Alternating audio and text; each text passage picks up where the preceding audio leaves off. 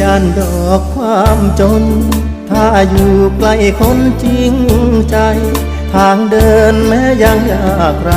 แต่อายเชื่อในพลังขักแข็งและใจบ่เคยยอมแพ้มีเจ้าคอยดูแลเจองานอยากอายบ่บนคันมีเจ้าบ่ยันจนพอเดินจนพ้นผ่านใดทางไกลไกลพี่บ่แค่เดินละนางโอ้โอ้เด้อแฟนอาย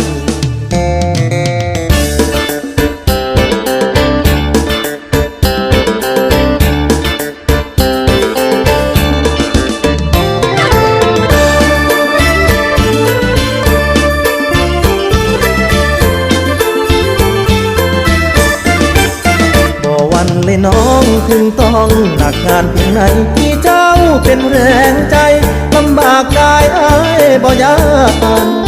มีข้อจำกัดแต่บ่ประหยัดน้ำใจให้กันที่เจ้าเคียงเงาเท่านั้นที่อ้ายต้องการยามลาคน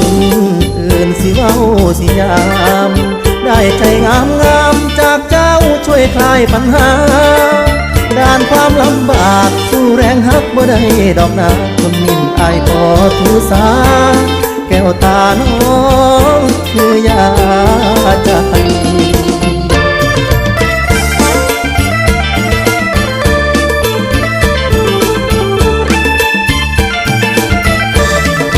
มีแฟนอายมีสุขในใจบ่เคยยันความเมื่อยมีแฟนอายมีสุขในใจบ่เคยยันความเมื่อยแรงใจส่งเลยบ่เคยทอดต่อยัง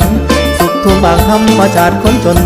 มีแห้งทนเพราะว่ามีแฟนอายเป็นความหมายเติมพลังใจให้เติมเสียงผ่านสายกล่อมไอยามบนงานยังอาเหิดบ่มีมือวันไหวขอบคุณเจ้าหลายๆที่รินน้ำใจบ่จางบนทาง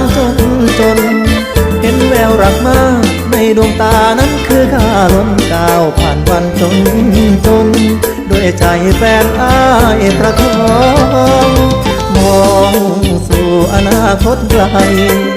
ต้องถึงเส้นชัยนอกใจบ่ให้เกี่ยวข้องรักเดียวของมันคือเจ้าเท่านั้นรับรองจะตอบแทนใจน้องด้วยฮักจริงใจของคนคืออาย